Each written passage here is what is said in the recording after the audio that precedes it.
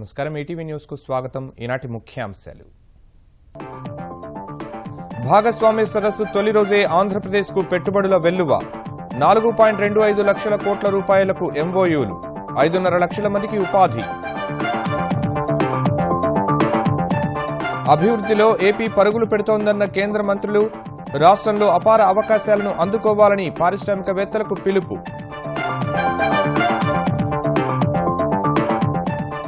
చంద్రబాబు సమర్థత పటిష్ట విధానాలను కొనియాడిన పారిశ్రామికవేత్తలు ఏపీలో వ్యాపారాన్ని విస్తరిస్తామని బిర్లా భారత్ ఫోర్జ్ జీఎంఆర్ ప్రకటన ఎస్సీ ఎస్టీ ఉప ప్రణాళికపై కేసీఆర్ సమీక్ష అభివృద్ధి ప్రణాళికలపై అదే వర్గ ప్రజాప్రతినిధులతో కమిటీలు సమర్థ అమలుకు చట్ట సవరణ అవసరమని వెల్లడి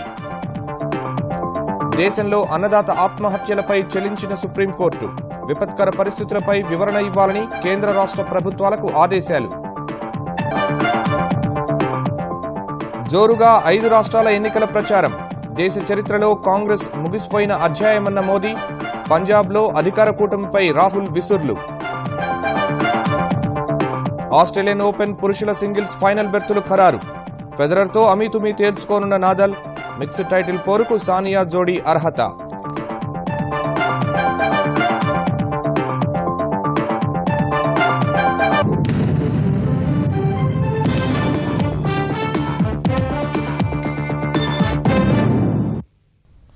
విశాఖ భాగస్వామ్య సదస్సు వేదికగా నవ్యాంధ్రలో పెట్టుబడులు పెట్టేందుకు పారిశ్రామిక సంస్థలు వరుస కట్టాయి తొలి రోజే భారీగా అవగాహన ఒప్పందాలు కుదుర్చుకున్నాయి మొత్తం 128 అవగాహన ఒప్పందాల ద్వారా 4,25,000 కోట్ల పెట్టుబడులు పెట్టేందుకు వ్యాపారవేత్తలు సిద్దమయ్యారు ఈ ఒప్పందాలన్నీ ఆచరణలోకి వస్తే 5.5 లక్షల మందికి ఉపాధి అవకాశాలు లభిస్తాయి ఒక్క ఇంధన రంగంలోనే 1,67,000 కోట్ల విలువైన ఒప్పందాలు కుదిరాయి 40,000 కోట్ల విలువైన పెట్టుబడులు పెట్టేందుకు హెచ్పీసీఎల్ గెయిల్ సిద్దమవగా 78,000 కోట్ల రూపాయల పెట్టుబడులకు ఓఎన్జీసీ సిద్దమైంది 60,000 కోట్లతో విద్యుత్ కేంద్రాల ఆధునీకరణ పనులు చేపట్టనున్నారు థర్మల్ విద్యుత్ కేంద్రం నిర్మాణానికి 14,000 కోట్లతో జిందాల్ పవర్ సంస్థ ఒప్పందం చేసుకుంది భాగస్వామ్య సదస్సులో ఐటీ శాఖ 68 అవగాహన ఒప్పందాలు కుదుర్చుకుంది దీని ద్వారా 5,000 కోట్ల పెట్టుబడులు రానున్నాయి ఈ ఒప్పందాలతో 50,000 మందికి నేరుగా ఉపాధి కల్పించే అవకాశం ఉంది ఈ మేరకు ఆంధ్రప్రదేశ్ ప్రభుత్వ అధికారులు సంస్థల ప్రతినిధులు ఒప్పంద పత్రాలను మార్చుకున్నారు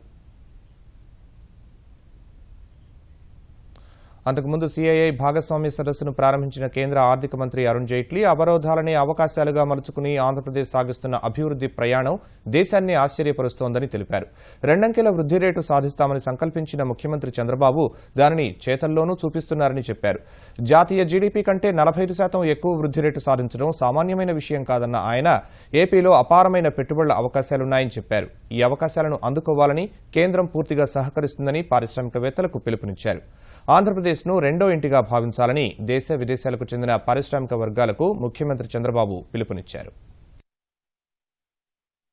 ఆంధ్రప్రదేశ్కు పెద్ద ఎత్తున పెట్టుబడులను ఆకర్షించడమే లక్ష్యంగా వరుసగా రెండో ఏడాది విశాఖలో సీఐఐ భాగస్వామ్య సదస్సు ఘనంగా ప్రారంభమైంది భారీ సంఖ్యలో విదేశీ ప్రతినిధులు హాజరు కావడం వల్ల ప్రధాన సమావేశ మందిరం నిండిపోగా ప్రపంచ అభివృద్ధిలో భారత్ అనే అంశంపై చర్చించిన ప్రతినిధులు భారత్లో స్థిరమైన అభివృద్ధి కోసం జరుగుతున్న యత్నాలను ప్రధానంగా ప్రస్తావించారు తర్వాత ముఖ్యమంత్రి చంద్రబాబు కేంద్ర మంత్రులు వెంకయ్య నిర్మలా సీతారామన్ అశోక్ గజపతిరాజు సుజనా చౌదరితో కలిసి సదస్సును లాంఛనంగా ప్రారంభించిన కేంద్ర ఆర్థిక మంత్రి అరుణ్ జైట్లీ విభజన తర్వాత కొత్తగా ప్రయాణం ప్రారంభించిన 2.5 పెట్టుబడుల ఆకర్షణలో మొదటి స్థానంలో నిలిచిందని కొనియాడారు I foresee for the next few years Andhra Pradesh growing at least 4 to 5% ahead of the national GDP, where in less than 2.5 years the state can comfortably boast. Our official rankings show that if you invest in Andhra Pradesh, it becomes the easiest place to do business in India.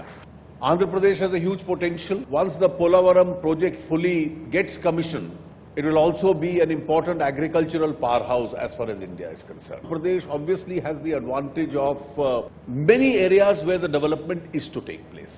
You have a capital to be built. You have large irrigation projects to be executed. You have a coastal economy in play. You have the service sector. You have more townships which have to come up.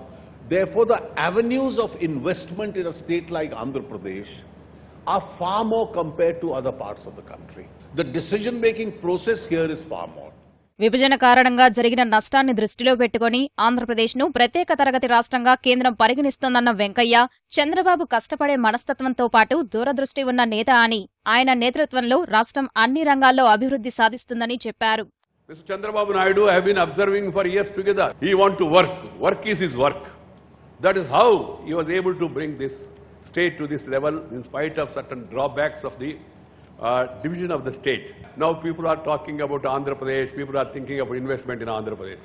So friends, great opportunities are there. You can come and you can see the beauty and you can see the duty and you can make the state mighty. ప్రతికూల పరిస్థితులను అధిగమిస్తూనే రాష్ట్రం రెండంకెల వృద్ధి రేటుతో దూసుకెళ్తున్నట్టు ప్రతినిధులకు వివరించిన చంద్రబాబు, నౌకాశ్రయాల అభివృద్ధి, రాజధాని నిర్మాణం, మౌలిక సదుపాయాల రంగాల్లో అవకాశాలను అందిపుచ్చుకోవాలని కోరారు. All over the world people are looking towards India. In India I want to work very hard. People should look to Andhra Pradesh. As on today we are number 1 in ease of doing business by World Bank and also DIPP rating. Now I am planning, we want it to be top 10 in the world. We are going to achieve in the near future. Now I am planning port-led economy in new state and also we are developing infrastructure. Another area we are very strong, Amaravati. So you are all aware, to build a city is very difficult. I consider one thing, whenever there is a crisis, we have to convert crisis into an opportunity. ఈ కార్యక్రమంలో time India అవార్డులను కేంద్ర మంత్రి అరుణ్ జైట్లీ ప్రదానం చేశారు. తయారీ రంగంలో innovator for the year అవార్డును Mahindra and Mahindra, global manufacturer of the year పురస్కారాన్ని ఫోర్జ్ ఇండియా కంపెనీకి ఇచ్చారు.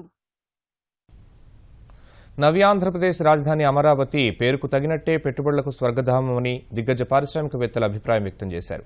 ఆంధ్రప్రదేశ్లో తమ వ్యాపారాన్ని విస్తరించే ప్రణాళికలు చేస్తున్నట్టు వివరించారు. పుష్కలమైన వనరులు, సరళతర అనుమతి విధానాలతో ఆంధ్రప్రదేశ్ యావత్ ప్రపంచాన్ని ఆకర్షిస్తోందని విశాఖలో భాగస్వామ్య సదస్సులో పాల్గొన్న దిగ్గజ పారిశ్రామికవేత్తలు అభిప్రాయం వ్యక్తం చేశారు. ముఖ్య అతిథిగా హాజరైన ప్రముఖ పారిశ్రామికవేత్త కుమారమంగళం బిర్లా, ఆంధ్రప్రదేశ్ కొత్త రాజధానికి అమరావతిగా నామకరణం చేయడం అమితంగా ఆకట్టుకుంటోందని స్పష్టం చేశారు. నిత్యం వినూత్న ఆలోచనలు చేస్తున్న ముఖ్యమంత్రి చంద్రబాబు పెట్టుబడుల్ని ఆకర్షించడంలో మంచి సైనికుల్లా పనిచేస్తున్నారని చెప్పారు. ఏకగవాక్ష విధానం, సరళీకృతమైన విధానాలు, విశాఖ చెన్నై కారిడార్ల ఏర్పాటు పారిశ్రామిక అభివృద్ధికి కారణమవుతున్నాయని తెలిపారు. పెట్టుబడులకు అనువుగా ఉన్న ఏపీలో తమ వ్యాపారాన్ని విస్తరిస్తామని చెప్పారు. 7,000 కోట్ల రూపాయల పెట్టుబడితో అనంతపురంలోని తాడిపత్రి వద్ద ఉన్న అల్ట్రాటెక్ సిమెంట్ ప్లాంట్ను 3,000 కోట్ల రూపాయలతో విస్తరిస్తున్నట్లు వెల్లడించారు. రాష్ట్రంలోని మరో ప్లాంట్ను కూడా 3,000 కోట్లతో విస్తరిస్తున్నట్లు స్పష్టం చేశారు. ఐడియా, ప్యాంటలూన్, అసెట్ మేనేజ్మెంట్ బ్రాంచ్లను 1,300 కోట్లతో విస్తరించే ప్రణాళికను త్వరలోనే అమలు చేస్తామని చెప్పారు. Up until now, our investments in the state are of the order of about 10,000 crores. We have created employment for 11,000 people. As we go along, we expect to invest another 7,000 crores in the next 2 years.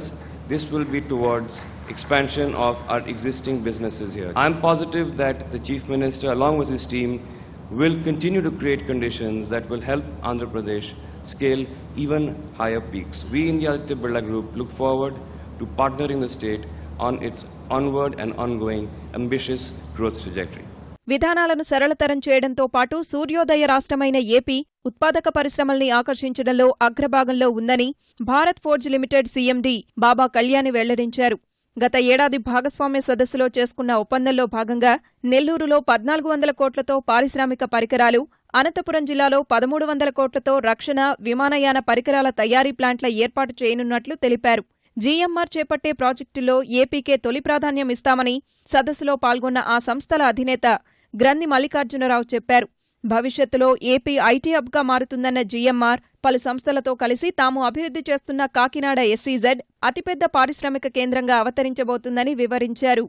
We are developing a Japanese-oriented food processing park in partnership with a Japanese major. We have also signed MOU with a Chinese international conglomerate for setting up a Chinese industrial park in 500 acres. Acknowledging the advantage of the Kakinada SEZ, which is the largest industrial area with a port connectivity in this region, Indian oil and gas public sector majors are joining together to set up a cracker unit with a proposed investment of 35,000 crores. This industrial park and port is estimated to provide employment to over 90,000 people and generate an investment of 70,000 crores over the life cycle of the project. GMR Group remains committed and provides the firm shoulder to fulfill the dream of our Honorable CM in making this sunrise state. అమరావతిలో 1000 కోట్లతో multipurpose stadium నిర్మాణానికి British high commission CRDA మధ్య ఒప్పందం కుదిరింది. విశాఖ భాగస్వామ్య సదస్సులో భాగంగా celebrating sunrise Andhra Pradesh ready for world ready for the future అనే థీమ్లో పాల్గొన్న ముఖ్యమంత్రి చంద్రబాబు ఏపీలో పెట్టుబడుల అవకాశాలను వివరించారు. రాష్ట్ర అభివృద్ధికి తీసుకుంటున్న చర్యలు, భవిష్యత్ ప్రణాళికలు, రాష్ట్రంలో ఉన్న అపార వనరులను పవర్ పాయింట్ ప్రెజెంటేషన్ ద్వారా వివరించారు. Last year, we have grown at the rate of 10.99%. We are number one in the country. All other states, single-digit growth. Only the state which has grown double-digit growth is Andhra Pradesh. That is our achievement. I am having visions 2050 to become a leading global investment destination by 2050. To achieve this size of the economy, last year 80 billion, now we have reached 100 billion. By 2022, 270 billion, 2029, 1 trillion. దేశంలోని ఆకర్షణీయ నగరాల అభివృద్ధిలో Russia ఆసక్తి కనబరుస్తోందని కేంద్ర మంత్రి వెంకయ్యనాయుడు చెప్పారు. విశాఖలో జరుగుతున్న సిఐఐ పెట్టుబడుల సదస్సులో పాల్గొనేందుకు వచ్చిన రష్యా, ఉక్రెయిన్ ప్రతినిధులు వెంకయ్యతో సమావేశమై ఆకర్షణీయ నగరాలపై చర్చించారు. రష్యన్ ఆర్థిక ప్రాజెక్టుల రూపకల్పనలో ప్రముఖ పాత్ర పోషిస్తున్న టెక్నోసర్వ్ ప్రతినిధులు వెంకయ్యతో చర్చలు జరిపారు. తర్వాత ఉక్రెయిన్ ఉప ప్రధాని స్టెఫానీ కుబేవ్ నేతృత్వంలోని ప్రతినిధి బృందం వెంకయ్యతో సమావేశమై చర్చించారు. భారత్తో సంబంధాలను మరింత బలోపేతం చేసుకునేందుకే భాగస్వామ్య సదస్సులో పాల్గొంటున్నామని వివరించిన వారు ఏపీలోని రవాణా, ఐటీ, లాజిస్టిక్ రంగాల్లో పెట్టుబడులు పెట్టేందుకు ఆసక్తి కనబరిచారు.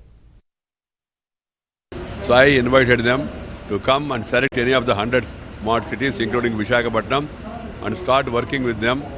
And there is a PPP model. All the issues, if you tell any issue with any state and any project, the central government is willing to intervene and also assist them. This is what I told them. They are evincing interest in investing and partnering in our smart city program. UPA పాలనలో మందగించిన దేశ ప్రగతిని పట్టాలెక్కించేందుకు NDA సర్కార్ చేపట్టిన ఆర్థిక సంస్కరణలు సత్ఫలితాలిస్తున్నాయని ఆర్థిక మంత్రి అరుణ్ జైట్లీ అన్నారు. ఈ సంస్కరణల ఫలితంగానే ప్రపంచం మందగమనంలో నత్తనడకన సాగుతూ ఉంటే భారత్ మాత్రం దూసుకుపోతోందని విశాఖలో జరుగుతున్న సిఐఐ భాగస్వామ్య సదస్సులో జైట్లీ వివరించారు. సంస్కరణ పథంలో కేంద్రం తీసుకున్న జన్ధన్, ఆధార్, మొబైల్ ఫోన్ల అనుసంధాన ప్రక్రియ సరైన లబ్దిదారులకు ప్రభుత్వ పథకాల ఫలాలు అందిస్తూ ఉంటే జీఎస్టీ ఏకరూప పన్ను విధానాన్ని ఆవిష్కరించనుందని వివరించారు. ఈ పన్ను విధానంతో కేంద్ర రాష్ట్ర ప్రభుత్వాల ఆదాయం పెరుగుతుందన్న జైట్లీ పెద్ద నోట్ల రద్దు నిర్ణయం దేశ ఆర్థిక వ్యవస్థలో వేళ్లూనుకున్న సమాంతర, అనైతిక ఆర్థిక వ్యవస్థల నిర్మూలనకు పునాది వేసిందని వివరించారు. ఈ సంస్కరణలను ప్రజలు కూడా స్వాగతిస్తున్నారన్న జైట్లీ వారు మెరుగైన సదుపాయాలను మాత్రమే కోరుకుంటున్నారని వివరించారు. ఇందుకు కొన్ని ఇబ్బందులను ఎదుర్కొనేందుకు సిద్ధంగా ఉన్నారని చెప్పారు. Never in Indian history have we seen a situation where the people of India come out and openly become so increasingly aspirational that they start supporting and demanding reforms and change in an Indian society. As a result of this, a series of policy changes across the country, both by the centre and several state governments, have taken place. Today, the environment for policy formulation in India has become far more positive than it ever was. We have become one of the most transparent, one of the most open economies in the world, which almost in sector after sector invites foreign investment. దళిత, గిరిజన సామాజిక వర్గాలకు ఏం కావాలో ఆయా వర్గాల ప్రజాప్రతినిధులే నిర్ణయించాలని ముఖ్యమంత్రి కేసీఆర్ తెలిపారు. ఉప ప్రణాళిక నిధుల కేటాయింపు, అభివృద్ది కోసం తీసుకోవాల్సిన చర్యలపై ప్రభుత్వానికి సూచనలు చేసేందుకు ప్రజాప్రతినిధులతో కమిటీలు ఏర్పాటు చేశారు. ఈ రెండు సామాజిక వర్గాలకు కేటాయించిన నిధులు వేర్వేరు శాఖల ద్వారా కాకుండా ఆయా శాఖల ద్వారానే ఖర్చు కావాలన్న ఆయన, ఒక ఆర్థిక సంవత్సరంలో ఖర్చు కాకపోతే మరుసటి ఏడాదికి నిధులను బదలాయించే విధానం అవలంబించేలా చట్ట సవరణ చేయాలని సూచించారు. దళితులు, గిరిజనుల అభివృద్ది, సంక్షేమం కోసం రాజకీయాలకు అతీతంగా అందరూ కలిసి విధానం రూపొందించుకుని పకడ్బందీగా అమలు చేయాలని ముఖ్యమంత్రి కేసీఆర్ నిర్దేశించారు. ఎస్సీ, ఎస్టీ ఉప ప్రణాళికకు నిధుల కేటాయింపులు, ఇతర అంశాలపై ఆయా వర్గాల ప్రజాప్రతినిధులతో ప్రగతి భవన్లో సమావేశమైన ఆయన, ఎస్సీ, ఎస్టీ ఉప ప్రణాళిక ఓ శుభపరిణామమని, దాన్ని మరింత బలోపేతం చేస్తామని తెలిపారు. పట్టణ, సెమీ అర్బన్, గ్రామీణ ప్రాంతాల్లోని ఎస్సీ, ఎస్టీల కోసం వేర్వేరుగా వ్యూహాలు రూపొందించుకుని అమలు చేస్తామన్న ముఖ్యమంత్రి, వయస్సుల వారీగా కూడా ప్రత్యేక వ్యూహాలు రూపొందించారు రూపొందిస్తామని వివరించారు. దళిత, గిరిజన అమ్మాయిల కోసం గురుకులాలతో పాటు ఇతర కోర్సులు చదివే వారికి కూడా గురుకులాల్లో వసతి కల్పిస్తామని తెలిపారు. అసైన్డ్ భూములన్నీ ఉపయోగంలోకి రావాలన్న ముఖ్యమంత్రి దళితులకు 3 ఎకరాల భూ పంపిణీ నిరంతర కార్యక్రమమని, భూమితో పాటు విద్యుత్, నీళ్లు, ఇతర వసతులు కూడా కల్పిస్తున్నామని చెప్పారు. ఉప ముఖ్యమంత్రి కడియం శ్రీహరి అధ్యక్షతన ఎస్సీ ప్రజాప్రతినిధుల కమిటీని ఏర్పాటు చేసిన ఆయన ఎంపీలు నంది ఎల్లయ్య, బాల్క సుమన్, ఎమ్మెల్యేలు భట్టి విక్రమార్క, గీతారెడ్డి, రసమై బాలకిషన్, నల్లాల ఓదేలు, గాదరి కిషోర్, సంజీవరావు, సండ్ర వెంకట వీరయ్య, సంపత్ కుమార్, ఎమ్మెల్సీ ప్రభాకర్ను సభ్యులుగా నియమించారు. ప్రభుత్వ చీఫ్ విప్ కొప్పుల ఈశ్వర్ను ప్రత్యేక ఆహ్వానితునిగా చేర్చారు. మరో మంత్రి చందూలాల్ అధ్యక్షతన ఎస్టీ కమిటీ ఏర్పాటు చేసిన కేసీఆర్ ఎంపీలు సీతారాం నాయక్, నగేష్, ఎమ్మెల్యేలు రెడ్యా నాయక్, కోవా లక్ష్మి, సున్నం రాజయ్య, తాటి వెంకటేశ్వర్లు, ఎమ్మెల్సీ రాములు నాయక్లను సభ్యులుగా నియమించారు. ఎస్సీ ఎస్టీలకు ఏం కావాలో ఆయా సామాజిక వర్గాల ప్రజాప్రతినిధులే నిర్ణయించాలని, అందుకే ఆయా వర్గాల ప్రజాప్రతినిధులతో కమిటీ వేసినట్లు ముఖ్యమంత్రి స్పష్టం చేశారు. తరచూ ఈ కమిటీలు సమావేశమై క్షేత్రస్థాయిలోనూ పర్యటించి తగు సిఫార్సులు చేయాలని నిర్దేశించారు. ఎస్సీ ఎస్టీలకు కేటాయించిన నిధులను వేర్వేరు శాఖల ద్వారా కాకుండా ఆ 2 శాఖల ద్వారానే ఖర్చు చేయాలని, ఆర్థిక సంవత్సరంలో ఖర్చు కాకపోతే మరుసటి ఏడాదికి బదలాయించాలని సూచించారు. ఎస్సీ వర్గీకరణ చేయాలని కేంద్ర ప్రభుత్వాన్ని కోరేందుకు ఢిల్లీకి అఖిలపక్షాన్ని పంపుతామని కేసీఆర్ పునరుద్ఘాటించారు. దళితులు, గిరిజనుల సంక్షేమంపై ముఖ్యమంత్రి చూపుతున్న చొరవపై సమావేశంలో పాల్గొన్న విపక్ష నేతలు కూడా అభినందనలు తెలిపారు. పెద్ద నోట్ల రద్దుతో చిరు వ్యాపారులు తీవ్రంగా నష్టపోతున్నారని తెలంగాణ పీసీసీ అధ్యక్షుడు ఉత్తమ్ కుమార్ రెడ్డి మండిపడ్డారు. పెద్ద నోట్ల రద్దుపై ఏఐసీసీ కార్యాచరణలో భాగంగా హైదరాబాద్ తిరుమలగిరిలో నిర్వహించిన జన ఆవేదన సమ్మేళనంలో ప్రసంగించిన ఉత్తమ్, ప్రధాని అనాలోచితంగా ఏకపక్షంగా పెద్ద నోట్లు రద్దు చేయడం వల్ల సాధారణ ప్రజలు సైతం తీవ్ర ఇబ్బందులు ఎదుర్కొన్నారని ఆక్షేపించారు. నేటికి సొంత డబ్బులను బ్యాంకుల నుంచి తీసుకునే పరిస్థితి లేదన్న ఆయన మోదీ, కేసీఆర్ల పాలనకు కౌంట్ డౌన్ ప్రారంభమైందని హెచ్చరించారు. బ్యాంకుల్లో ఉన్న ప్రజల డబ్బులను విడిపించుకోవడానికి అన్ని ఆంక్షలు వెంటనే రద్దు చేయాలి. ప్రభుత్వ నిబంధనల కారణంగా విత్డ్రాల్ చేసుకోకుండా సందర్భంలో ఆ డబ్బుకి 18% కేంద్ర ప్రభుత్వం డిపాజిట్ వడ్డీ చెల్లించాలి. బలవంతంగా మీరు డిజిటల్ ట్రాన్సాక్షన్స్, క్యాష్లెస్ ట్రాన్సాక్షన్ చేయిస్తున్నారు కాబట్టి దానికి అయ్యే సర్చార్జ్ గానీ, ట్యాక్స్ గానీ అది ప్రభుత్వమే మోయాలి. ప్రజల మీద ఆ భారం వేయొద్దని చెప్పి కాంగ్రెస్ పార్టీ డిమాండ్ చేస్తుంది. ఆంధ్రప్రదేశ్కు ప్రత్యేక హోదాపై కేంద్ర రాష్ట్ర ప్రభుత్వాలు అనుసరిస్తున్న విధానాలపై జనసేన అధ్యక్షుడు పవన్ కళ్యాణ్ మరోసారి తీవ్రస్థాయిలో ధ్వజమెత్తారు. ప్రజా సమస్యల పరిష్కారంలో తెలుగుదేశం, భాజపా ప్రభుత్వాలు రోజుకో మాట మారుస్తున్నాయన్న పవన్ అవకాశవాద రాజకీయాలకు పాల్పడుతున్నారని విమర్శించారు. ఎన్నికల ముందు తన రాజకీయ అనుభవం గురించి ప్రస్తావించని నాయకులు ప్రత్యేక హోదా విషయంలో ఏబీసీడీలు నేర్చుకుని రమ్మంటున్నారంటూ దుయ్యబట్టారు. విశాఖలో యువత తలపెట్టిన శాంతియుత నిరసనకు కనీసం గంటైనా అనుమతి ఇచ్చి ఉండాల్సిందన్న పవన్ వారి ఉద్యమాన్ని వాయిదా వేయించారే కానీ ఉధృతిని ఆపలేరని స్పష్టం చేశారు. ప్రజలకిచ్చిన మాట తప్పినప్పుడు భాజపా, తెలుగుదేశం కూటమితో ఎందుకు కలిసి పనిచేయాలని ప్రశ్నించిన పవన్ అధికారంలో ఉండి భయపెట్టి పాలిస్తామంటే ఊరుకునేది లేదని, తాము కూడా ప్రత్యేక హోదా కోసం ఎంతకైనా తెగిస్తామని స్పష్టం చేశారు.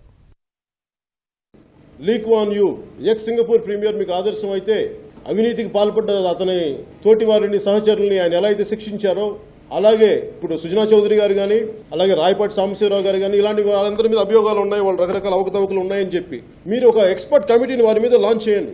ఎందుకంటే మీరు ఒక ఓంబడ్స్మెన్ పెట్టండి, రాష్ట్రానికి మీకు మంచి పేరు తీసుకొస్తుంది. నాయకుడు పాలసీలు బాగలేనప్పుడు ప్రజలు వస్తారు, ప్రొటెస్ట్ చేస్తారు, మీరు చెప్పాల్సిన బాధ్యత ఉంది. అంతేగాని మీరు కేవలం పోలీసుల ద్వారా ప్రతిదీ కంట్రోల్ చేద్దామంటే మీరు ఇది గోటితో పోయేదని గొడ్డల దాకా తీసుకురండి దయచేసి. ఆంధ్రప్రదేశ్ అభివృద్ధిని కేంద్ర మంత్రి వెంకయ్యనాయుడు విస్మరించారన్న జనసేన అధినేత పవన్ కళ్యాణ్ చేసిన ఆరోపణలను ఆంధ్రప్రదేశ్ దేవాదాయ శాఖ మంత్రి మాణిక్యాలరావు ఖండించారు. స్వర్ణ భారత్ ట్రస్టుపై వెంకయ్యకు ఉన్న శ్రద్ధ ఏపీకి ప్రత్యేక హోదాపై లేవన్న పవన్ వ్యాఖ్యలను తప్పుపట్టిన మంత్రి ఆంధ్రప్రదేశ్ అభివృద్ధిలో వెంకయ్య పాత్ర లేదనడం అవివేకమని ఎద్దేవా చేశారు. వెంకయ్య వల్లే పోలవరం ప్రాజెక్టు కల సాకారమవుతున్న విషయాన్ని మర్చిపోవద్దని హితవు పలికారు. కేవలం ట్విట్టర్లో పోస్టింగ్లు ఇవ్వటం ద్వారా ఏదైనా నీ వెనకాల సినీ అభిమానంతో ఉన్న అభిమానుల్ని రెచ్చగొట్టే కార్యక్రమం ద్వారా ఆంధ్రప్రదేశ్ విఘాతం కలిగిస్తే ఆంధ్రప్రదేశ్ ప్రజలు సైలెంట్ గా కూర్చోరో ఖచ్చితంగా దీనికి సమాధానం చెప్తారని కూడా నేను విన్నవిస్తున్నా. దొంగ వేడుపులు వినిపించే ఈ పెద్ద మనుషులు ఏది అభివృద్ధి చెందుతుందో అనే విషయంలో మాట్లాడాలా. ఖచ్చితంగా ఆంధ్రప్రదేశ్ అభివృద్ధి కోసం మీరు ఓపెన్ డిబేట్ పెడితే మేము రావటానికి సిద్ధంగా ఉన్నాం. హైదరాబాద్ మహానగరపాలక సంస్థ కార్పొరేటర్ల పదవీకాలం ఏడాది పూర్తవుతున్న సందర్భంగా సినీ కళాకారులతో కలిసి స్వచ్ఛ తెలంగాణ క్రికెట్ టోర్నమెంట్ను నిర్వహిస్తున్నామని మేయర్ బొంతు రామ్మోహన్ తెలిపారు. ఇందుకు సంబంధించిన లోగోలు, జెర్సీలను హైదరాబాద్లో ఆవిష్కరించిన మేయర్ స్వచ్ఛ హైదరాబాద్ స్ఫూర్తిని మరింత విస్తరించేందుకు ఈ కార్యక్రమం దోహదం చేస్తుందన్నారు. ఎల్బీ మైదానం వేదికగా జరిగే ఈ మ్యాచ్ ఫిబ్రవరి 5న జరుగుతుందన్న ఆయన స్టార్స్ అండ్ క్రికెట్ ఎంటర్టైన్మెంట్ వ్యవస్థాపకుడు అభినవ్ సర్దార్ ఈ టోర్నీలో కీలక పాత్ర పోషించారని చెప్పారు. కార్పొరేటర్ల మహిళా జట్టుకు బంజారాహిల్స్ కార్పొరేటర్ విజయలక్ష్మి, నటీమణుల జట్టుకు సంజన సారథ్యం వహిస్తారని, పురుషుల జట్టుకు రామ్నగర్ కార్పొరేటర్ శ్రీనివాసరెడ్డి, నటుల జట్టుకు ప్రముఖ కథానాయకుడు శ్రీకాంత్ సారథ్యం వహిస్తారని వెల్లడించారు. దేశంలో రైతు ఆత్మహత్యలపై సుప్రీంకోర్టు మరోసారి తీవ్ర ఆందోళన వ్యక్తం చేసింది. అన్నదాతలు బలవన్మరణాలకు పాల్పడటం దురదృష్టకరమని వ్యాఖ్యానించిన కోర్టు ఈ అంశంపై వెంటనే స్పందించాలని కేంద్ర, రాష్ట్ర, కేంద్రపాలిత ప్రభుత్వాలు సహా ఆర్బీఐని ఆదేశించింది. ఈ విపత్కర పరిణామాలకు దారితీసిన కారణాలను పరిశీలించాలని ప్రధాన న్యాయమూర్తి జస్టిస్ జేఎస్ కెహార్, జస్టిస్ ఎన్వీ రమణలతో కూడిన ధర్మాసనం సూచించింది. రైతు ఆత్మహత్యలపై ఓ స్వచ్ఛంద సంస్థ దాఖలు చేసిన పిటిషన్పై విచారణలో భాగంగా కోర్టు ఈ ఆదేశాలు జారీ చేసింది. దేశ చరిత్రలో కాంగ్రెస్ ఒక ముగిసిపోయిన అధ్యాయమని ప్రధాని నరేంద్ర మోదీ అన్నారు. అలాంటి పార్టీకి ఓట్లు వేస్తే రాష్ట్రాన్ని ముంచేస్తుందని పంజాబ్ జలంధర్లో నిర్వహించిన ఎన్నికల ప్రచార సభలో మోదీ వ్యాఖ్యానించారు. ఎన్నో కుంభకోణాలకు తెరతీసిన యూపీఏ సర్కారుకు నేతృత్వం వహించిన కాంగ్రెస్కు ఓటేయరాదని పంజాబ్ ప్రజలకు పిలుపునిచ్చారు. ప్రజా సమస్యలకు సమాధానం అభివృద్ధిలోనే ఉందన్న మోదీ గత 10 ఏళ్లలో పంజాబ్ను అభివృద్ధి పథంలో నడిపేందుకు అకాలీదళ్, భాజపా కూటమి ఎన్నో కార్యక్రమాలు చేపట్టిందని వివరించారు. రాష్ట్రంలో అభివృద్ధిని మరింత ముందుకు తీసుకువెళ్లేందుకు మరో అవకాశం ఇవ్వాలని కోరారు. సింధు నది జలాల్లో భారత హక్కు ఉన్న నీటిని తీసుకొచ్చి పంజాబ్కు అందిస్తామని ప్రధాని స్పష్టం చేశారు. सिर्फ सत्ता के लिए कांग्रेस पार्टी खुद को बचाने के लिए आज चुनाव के अंदर कैसे भी करके कुछ दे दो इस हाल से गुजर रही है. जो नाव डूब चुकी है, जिस नाव में कुछ बचा नहीं है, क्या पंजाब के लोग ऐसी नाव में कदम रखने की सोचेंगे भी क्या? क्या ऐसी डूबने वाली नाव पंजाब को पार करा सकती है क्या? ये कांग्रेस एक इतिहास है, कांग्रेस एक बीती हुई बात है. कांग्रेस वो आखिरी सांस पे अपना गुजारा करने वाला दल है, उससे कुछ होने वाला नहीं. కొద్ది రోజుల్లో పంజాబ్ శాసనసభకు జరగబోయే ఎన్నికలకు కాంగ్రెస్ పార్టీ తమ ముఖ్యమంత్రి అభ్యర్థిని ప్రకటించింది. పంజాబ్ మాజితాలో జరిగిన ప్రచార సభలో పాల్గొన్న ఏఐసీసీ ఉపాధ్యక్షుడు రాహుల్ గాంధీ పంజాబ్ మాజీ ముఖ్యమంత్రి, పీసీసీ అధ్యక్షుడు అమరీందర్ సింగ్ ను తమ పార్టీ ముఖ్యమంత్రి అభ్యర్థిగా ప్రకటించారు. సుదీర్ఘ రాజకీయ అనుభవం ఉన్న అమరీందర్ ఈ ఎన్నికల్లో కాంగ్రెస్ ను గెలిపిస్తారని, పంజాబ్లో ప్రభుత్వాన్ని ఏర్పాటు చేస్తారని ఆశాభావం వ్యక్తం చేశారు. ప్రస్తుత అధికార పార్టీ అకాలీదళ్, భాజపా కూటమిపై విమర్శలు గుప్పించిన ఆయన వారి పాలనలో పంజాబ్ అభివృద్ధికి దూరమైందని ఆరోపించారు. పంజాబ్ను పట్టిపీడిస్తున్న మాదక ద్రవ్యాల సమస్యను పరిష్కరిస్తామన్న రాహుల్ డ్రగ్స్ అక్రమ రవాణాను అరికడతామని హామీ ఇచ్చారు. పెద్ద నోట్ల రద్దు ద్వారా భాజపా ప్రజల అసమ్మతిని కూడగట్టుకుందని, ఈ ఎన్నికల్లో పంజాబ్ పీఠం కాంగ్రెస్దేనని రాహుల్ ధీమా వ్యక్తం చేశారు.